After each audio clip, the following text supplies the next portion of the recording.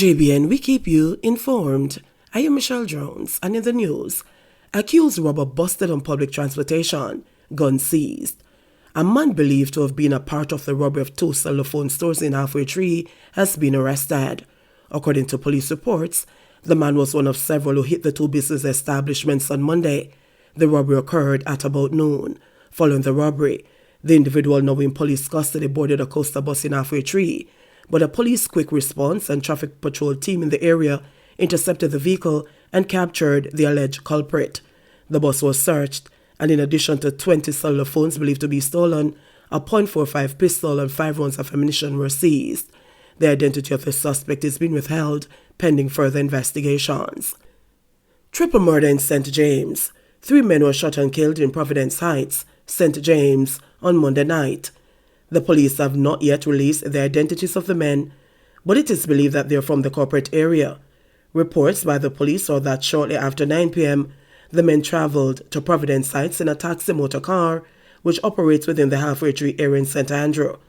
It is further reported that on reaching the community, the men met with a group of men who were traveling in another motor car, and minutes later gunshots were heard coming from the location. Residents summoned the police, and upon arrival, the 3 men were discovered suffering from gunshot wounds inside the vehicle. The scene was processed, and they were transported to a hospital where they were pronounced dead. According to a police source, the 3 victims may have been involved in an illegal deal with men from St. James when the deal went sour and they were shot. This is the second fatal shooting incident in St. James over the past 3 days. Another incident occurred in the Lilliput community last Saturday, where 4 persons, including a female, were shot. 1 person later died at hospital. Man dies after crashing into utility pole in Portmore. A man died early yesterday morning after crashing into a concrete utility pole along the Port Henderson Main Road in Portmore, St. Catherine. The deceased has been identified as 40-year-old Maurice Mackenzie. The police report that at about 12:10 a.m., Mackenzie was driving a Volkswagen Polo motor car towards Bayside in Portmore. Upon reaching the vicinity of the Forum Bridge, he reportedly lost control of the vehicle, which crashed into the utility pole. He was taken to a hospital where he was pronounced dead. Have you seen my daughter? Mother pleads for teen's return. On Monday, an emotional Latoya Gregory asked the question that has been on the lips of everyone in her family since December 19, 2021, when her daughter Trisha Gregory, 18, went missing. Where's my daughter? I need her to come back home, she said on the brink of tears. Gregory said she's not coping with the disappearance of her daughter, who went to church, the Crooked River New Testament Church of God in Clarendon, and later to her aunt's home to take care of her young cousins. She tell me sister say she a go down, and my sister say, stay up here little man, and she said no, she a go lie down. Gregory related on her daughter's movement on the fateful day. Trisha reportedly went to her grandmother's house shortly after 7 p.m. and was reportedly on her phone texting someone. When her yard closed, she got up about 7 p.m. and put on a sweater, prompting her grandmother to ask where she was going. She responded that she soon come back. Trisha has not been seen since. Gregory said that Trisha had never gone off like that before, and as the days drag on, she's still hanging on to hope that her daughter is somewhere out there. If anybody has her, could you just let her go? Make sure come back home cause it has shake up everybody. Me can't eat and me can't sleep not at all. Everybody I call, my sister them a foreign, me don't know what to tell them say. Me can't tell them nothing cause the same question what them want answer for, I eat me want to know too, said Gregory.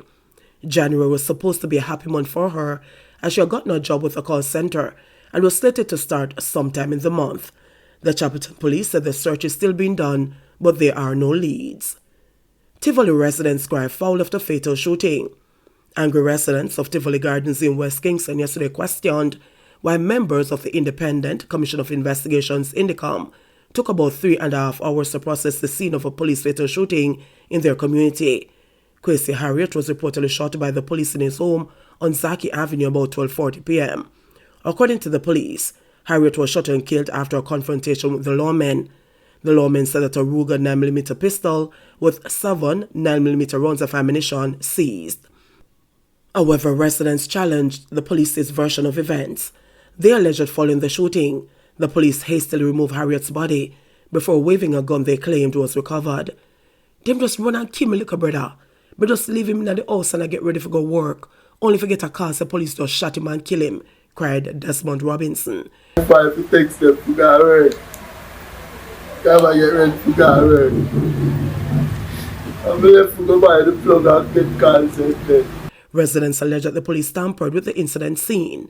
They pointed to the strong scent of industrial bleach and what they believed to be the bleach-soaked red polished concrete floor of the house in which the shooting took place, as evidence that something untoward happened after Harriet was killed. For hours, they waited on Indicom investigators to arrive in the hope that they may find evidence to disprove the police's claim of a shootout. Indicom is a state-funded body that was established in 2010 to undertake investigations concerning actions by members of the security forces and other agents of the state that result in death or injury to persons or the abuse of the rights of persons. A team from Indicom arrived on the scene approximately 4 p.m., long after onlookers made several trips inside the house where the shooting took place. Prior to the arrival of the Indicom investigators, checks were made at the Denham Town Police Station, which is located a mere 5-minute drive from the incident, where a team of Indicom investigators were seen in the Criminal Investigations Branch. One of the investigators said, "We were told by the police that there was unrest in the area and that it is not safe to go in there. However, no unrest was detected in the community." Meanwhile, contacted for a comment on the matter, Indicom's Assistant Commissioner Amish Campbell said that it was not normal for his team to take such a long time to attend to a scene. "No, it is not normal, and we monitor all the scenes, but most reports of police shootings are not told to us for at least 2 hours. When the police have conducted a shooting or engaged in a shooting incident, Indicom are not informed. There was a shooting this morning in St. Thomas, which occurred at 9 o'clock, but we weren't informed until 11:30, he said. "I don't know why the police aren't controlling the scene. That is their responsibility. They should be doing that anyway, irrespective of issues, allegedly." Campbell said that the Indicom investigators may have been at the police station at the time because the police officers of concern would be there to be interviewed, to give their first accounts, to take their weapons. CMO says Jamaica could reach 4th-week peak by end of January, early February. Chief Medical Officer Dr. Jacqueline Bisesa McKenzie said that Jamaica could reach the peak week of the 4th wave of the coronavirus by the end of January, early February. According to a release, Bisesa McKenzie said the projections from the Ministry of Health and Wellness are that the country could see as many as 11,500 confirmed cases of COVID-19 during that peak week. We're seeing right across the world that with the Omicron, it is proving to be a more transmissible virus, and so the numbers are rapidly increasing in several countries, and we have started to see that here. Based on the projections used in the reproductive number, it could mean that we may take another 3 weeks or so to get to the peak of this 4th wave based on the present numbers, she said. The CMO, who was addressing a recent press conference, further noted that as the number of confirmed cases increase, the number of deaths can also increase in the region of 200 to 300 in that peak week. She said hospital occupancy due to COVID-19 is also expected to see a continued rise, noting that the number of occupied beds could go way above the 1,200 in the 3rd surge and could go up to almost 2,500 persons on beds. The CMO also shared that another emerging trend is increasing the number of children in hospital as a result of illness from the virus. The number of children in hospital is getting to be higher than what we have ever seen before, so this is something that we have to watch carefully, she said. Dr. Bisesa McKenzie also used the opportunity to reiterate the need for people to get vaccinated and to adhere to all the infection prevention and control measures.